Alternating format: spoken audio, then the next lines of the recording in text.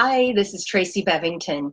I'm a licensed marriage and family therapist and the owner of a group psychotherapy practice in Manhattan Beach, Santa Monica, and Sherman Oaks called Pacific Marriage and Family Therapy Network.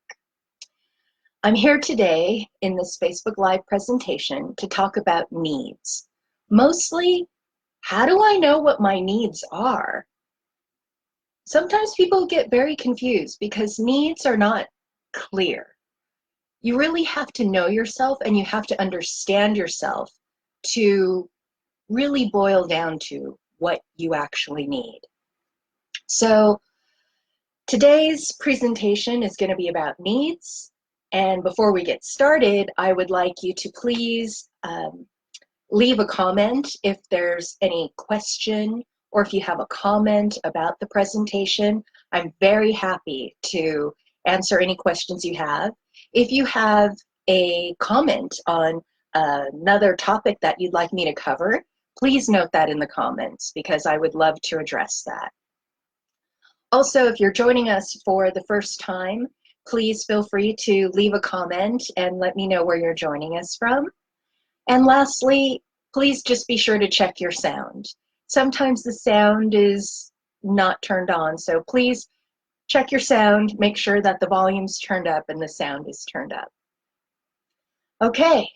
Oh, almost forgot. One last thing. If you would like to contact us or join our newsletter, you can do that by clicking, there's a link at the top of the page. Okay, now let's talk more about needs. When I looked up the definition of what a need is, it was really interesting because it talked about goods or services that are required. And I thought, oh, required. I think I like that. It's also something you need to survive and be well. And when we talk about something you need to survive and be well, that is physically like food, water, clothing, shelter, and also emotionally. So when we think about a need, we have to think about that as something we require. Like it's not optional. What might be optional is maybe how much we get or in what way we get it. But we have needs that are requirements for our feeling good about ourselves, for our feeling good about our relationships, for our feeling good as a person in general. So, for example, if you need water to live and you don't get it, you will literally die. I think it's like 3 days. You can go without water for 3 days and then you'll die. That's a need. Let's say you need clothes, shoes, a roof over your head. But does that mean it has to be a $10 million home in Manhattan Beach or the Palisades? Or does that mean as long as you have a roof over your head, that you're wearing clothes, that you have good shoes or comfortable shoes or just shoes in general, that is actually satisfying your need? We also have a need to feel safe. This is a really big one. I don't think many people consider being safe as a need, and that need is actually one of pretty high priority. So if safety is a really big need, then that must mean that when you don't feel safe, it doesn't feel good. And that's really true. When we don't feel safe, I mean, it's safe, not like you're going to get beaten or killed or something, but I mean, just like emotionally safe. When we don't feel safe, that is usually signaled by anger, sadness, worry, resentment. That's just to list a few of the things that we experience when we don't feel safe. So, as an example, let's just say, You must have at one point been either in a closet or in a room that was just pitch black. Like you really could not see your hand in front of your face. So when you stay in that room for even just a few minutes, our natural instinct is to feel unsafe. And what happens when we feel unsafe is we start to worry like crazy. If I move, will there be a step in front of me? Might I fall into some kind of a hole? Where are the walls? Will I bump into something? Where's the exit? How do I get out of here? There are all these fears that start coming into our mind when there's nothing there. Because our brain is really good at keeping us safe. And when there are gaps in what we know, it tries really hard to fill those gaps with possibilities so that we can be prepared. If we're thinking, oh, there could be something in front of me and I might trip, then we're going to walk very maybe slowly and carefully to make sure that we don't trip over something. So for as a safety measure, it's great. Being fearful is really good because it keeps us safe. However, feeling safe means, right, that you need to know about your surroundings. So if you go into that dark room and you know that there's a chair and a table right in front of you, gosh, that makes me feel a lot better. I know I can put my hands out, I can feel the table, I can maybe move it out of the way, or I can feel my way around and make my way around it. It significantly reduces the anxiety. So when we are feeling safe and we understand the things that are around us, then we know we feel good. So when I think about getting needs met, or like what are needs are all those things like knowing where that table is in front of you, knowing where the exit might be, knowing that there might be someone else in the room, knowing the size of the room. Those are all going to be needs to help you emotionally feel safe so that you can make your way out of that room. So when we are feeling unsafe in our life or in our relationship, it's often because we don't quite understand what's in our room, or what's in our way, or what's making us afraid.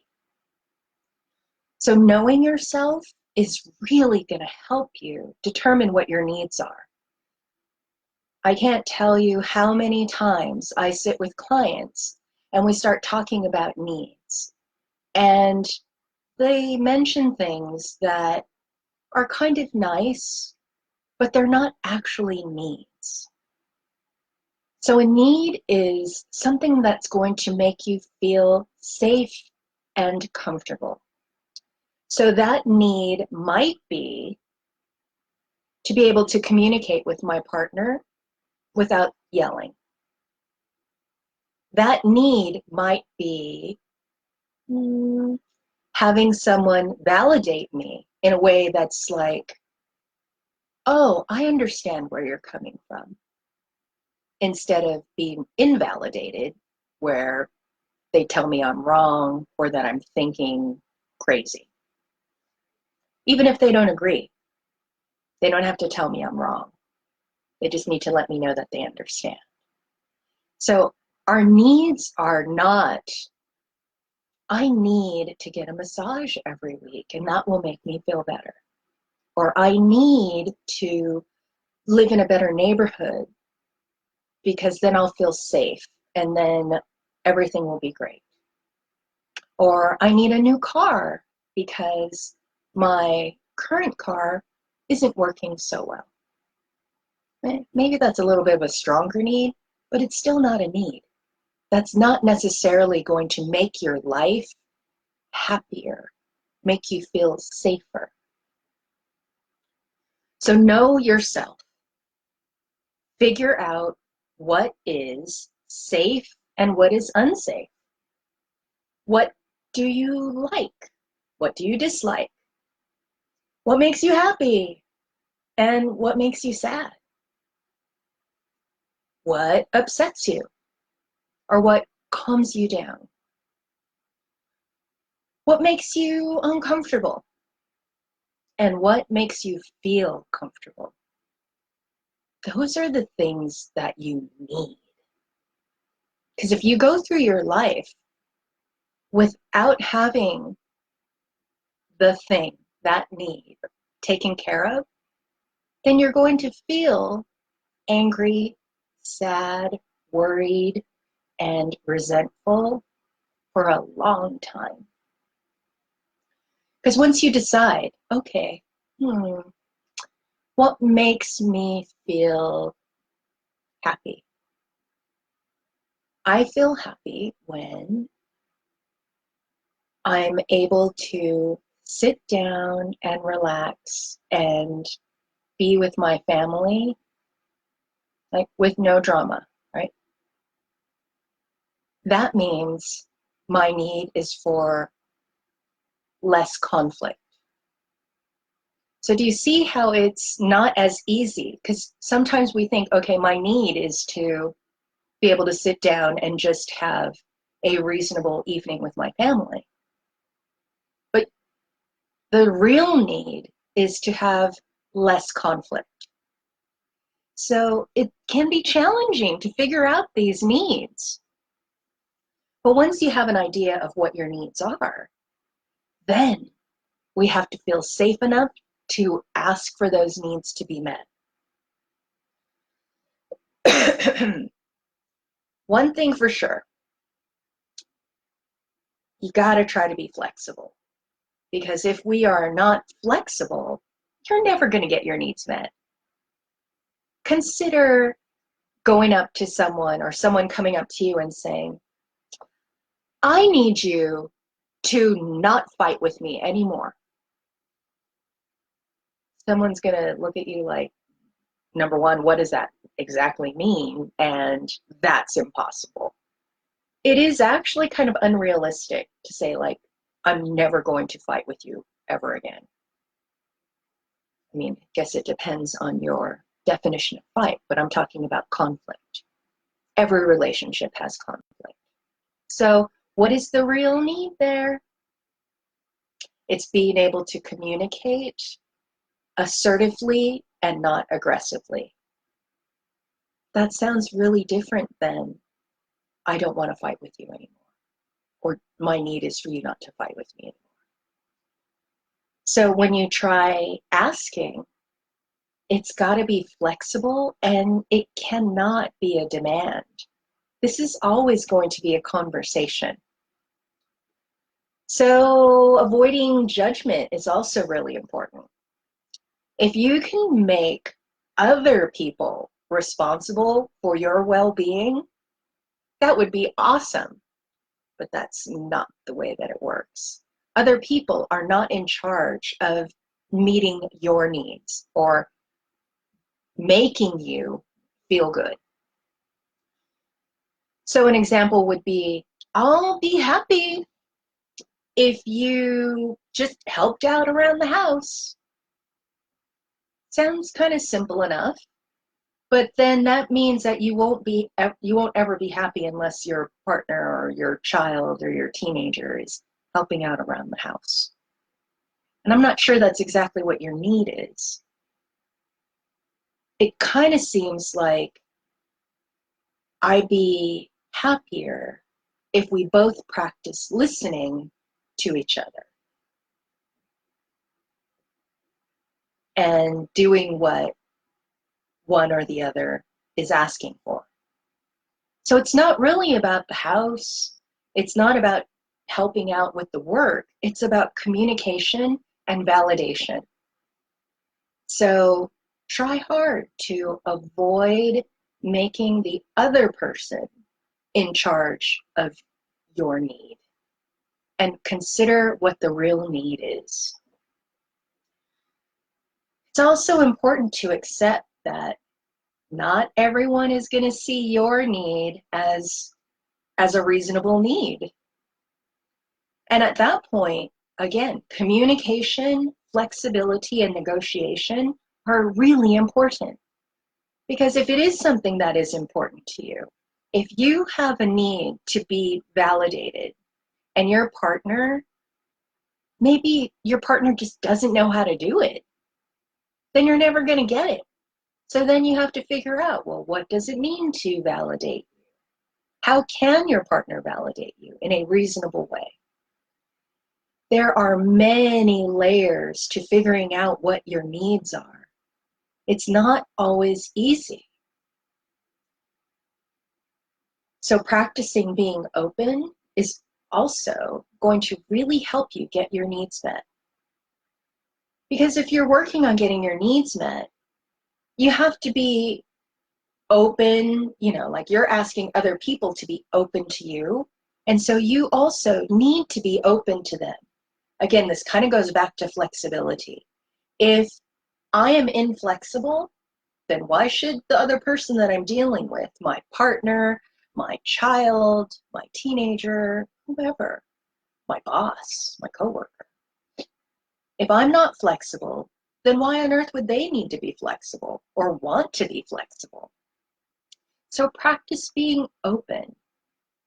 Nothing is black and white. Nothing. Everything is in the gray there somewhere. So to get your needs met doesn't mean it, yes, 100% gets met, or no, it's not being met. There are all different ways to negotiate whatever's kind of in between. So be open. The toughest part is really understanding just what these needs are. I've said that like 5 or 6 times because it's really important. You cannot express your needs if you don't understand what you need. So really take some time to understand yourself.